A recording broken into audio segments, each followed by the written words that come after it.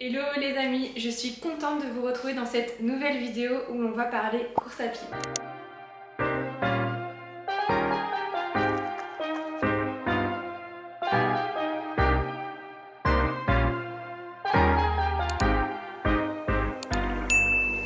Après plusieurs mois de pratique, j'ai envie de vous partager mes conseils, mes retours d'expérience et surtout les erreurs à ne pas faire quand on débute la course à pied. C'est devenu un sport hyper tendance en ce moment, beaucoup de monde se met à courir et je trouve personnellement que c'est super d'encourager à bouger, à faire du sport pour sa santé physique et mentale. Aujourd'hui, la course à pied fait partie de mon équilibre au quotidien avec le yoga, je vous montre souvent mes sorties sur les réseaux sociaux. Donc j'espère que cette vidéo vous aidera, que vous soyez débutant ou que vous ayez envie de vous lancer dans la course à pied. J'insiste sur le fait que je suis toujours débutante. Après plus ou moins 9 mois de pratique régulière, j'ai encore beaucoup de choses à apprendre. Mais disons que cette vidéo me permettra de vous partager mon expérience après ces quelques mois de course à pied.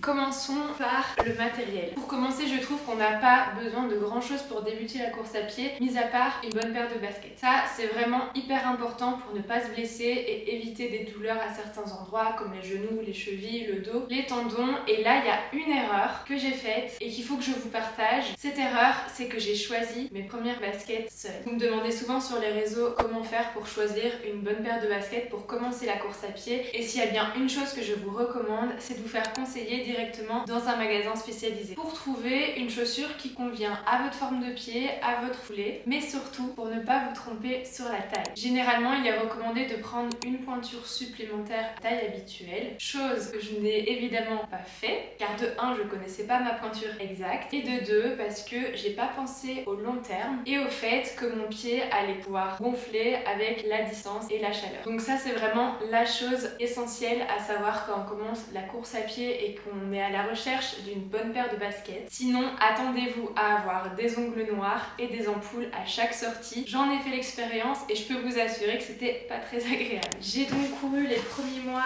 avec les ASICS Gel Nimbus 25 que je trouve vraiment trop belles, mais malheureusement elles sont trop petites pour moi.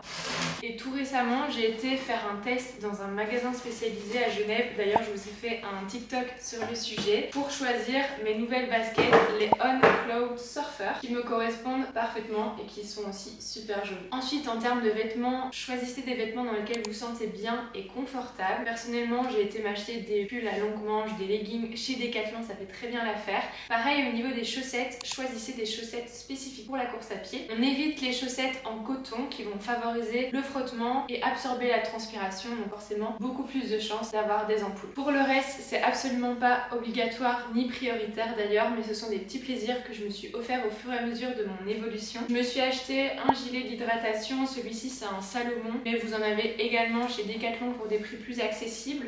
Il est livré avec 2 petites gourdes comme ça d'hydratation.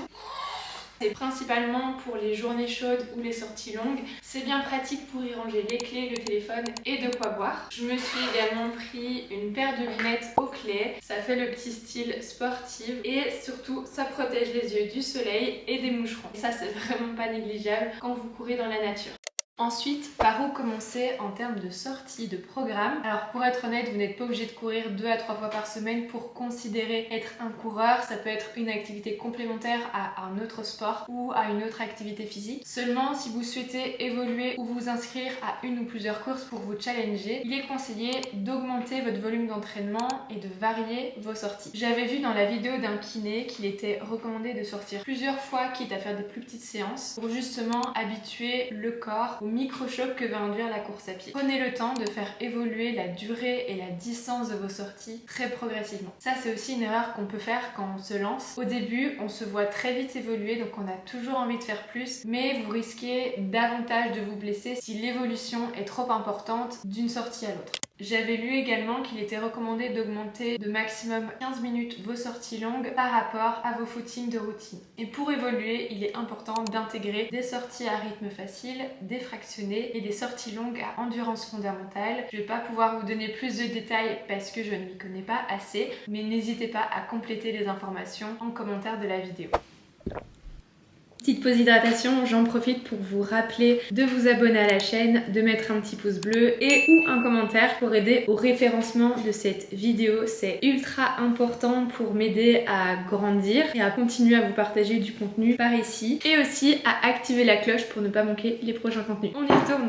Et maintenant, parlons motivation. La motivation va énormément fluctuer dans votre quotidien, donc ne dépendez pas de la motivation pour passer à l'action. Définissez-vous des objectifs qui sont réalisables, qui sont atteignables. Célébrez chaque petite victoire. Créez-vous des rituels qui vous permettent de vous mettre dans l'atmosphère. Par exemple, quand je m'apprête pour aller courir, j'aime bien me faire une jolie coiffure, choisir des vêtements dans lesquels je me sens bien, prendre le temps de mettre ma crème solaire, c'est aussi très important avant de sortir. Et en fait, tout ça, ça me met dans un super mood dès le départ. Autre chose qui peut être motivant, c'est de le faire en groupe ou avec une amie, ça permet de se sentir engagé et soutenu. Créez-vous des playlists, écoutez des podcasts pendant vos sorties, ajoutez toutes des petites choses qui vont faire que le moment va être encore plus chouette, même quand vous n'êtes pas motivé au départ. Et surtout, rappelez-vous de comment vous vous sentez quand vous avez bougé votre corps, vous êtes de bonne humeur, vous savez cette sensation de satisfaction, de fierté, le corps est plus libre, les pensées sont plus légères et la créativité boostée. Notez tout ça dans un carnet si ça vous fait du bien, ça peut être une réelle source de motivation. Je voulais aller courir et vous faire des plans à l'extérieur pour la suite de la vidéo, mais je pense, vu le temps, qu'on va rester à la maison.